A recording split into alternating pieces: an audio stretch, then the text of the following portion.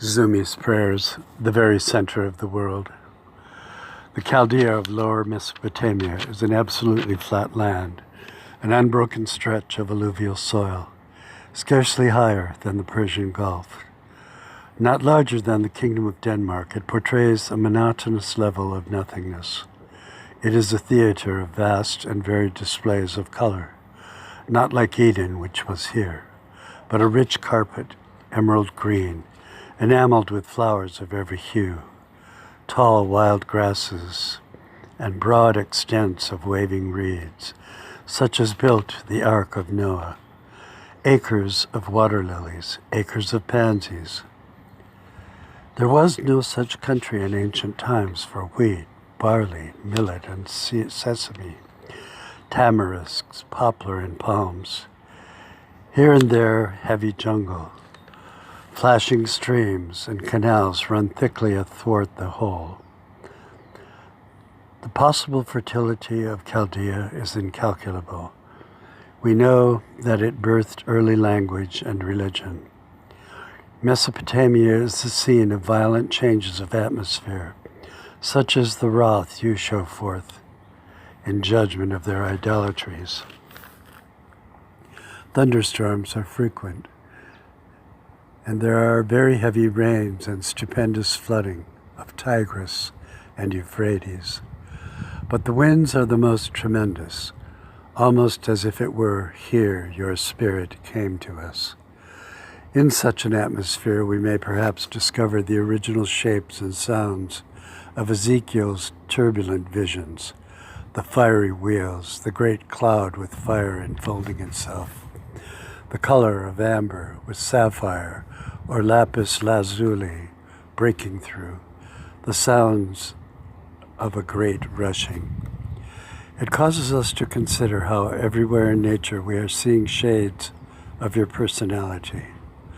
What great storms sunk the ship of Noah, struck terror to your apostles, and shipwrecked Paul. The Jews had no Scylla and Charybdis such as the Greeks. They had you. Yours the sunshine, yours the rain, yours the unpredictability of all things upon the earth, though they are known to you. We still sing of the mountains you brought forth, your forming the earth and the world, the great light of your being, its lightened effect given to us. Cycles of the sky show your patience and long-suffering. The children given to us to love are training toward your person and love for us. Bless the Lord, O my soul. How majestic is your name in all the earth. You have set your glory above the heavens. You rule over the sea, the birds, the flocks and herds, all that moves upon the ground and in the air and in the sea. You have established your throne in heaven, and your kingdom rules over all. Yours are mighty acts and glorious splendor. We celebrate your greatness, exalting you and extolling your name forever and ever.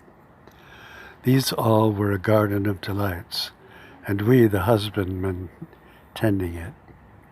There is fertility in violence, requiring vast and incessant operations on the part of man. From Sardis to Shushan, roads traversed Media, penetrated Bactria and India, to Jakarta, to the Ganges, to the Nile, and the harbors of the Aegean Sea. All roads crossed Chaldea and met at Babylon. The markets and traffic of the whole world were here. It was, in short, the very center of the world.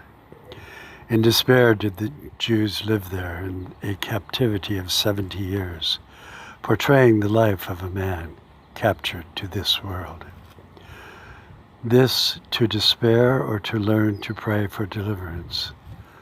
There is no deliverance so great as that which you have in mind. Yours is to bring us to another world and share your happiness.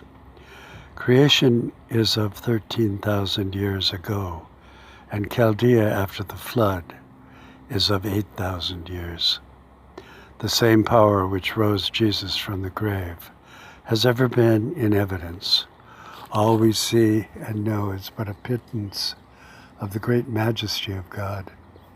A flick of your wrist or only a word, and all of this appears or disappears. This is the mighty God we are to know. Amen.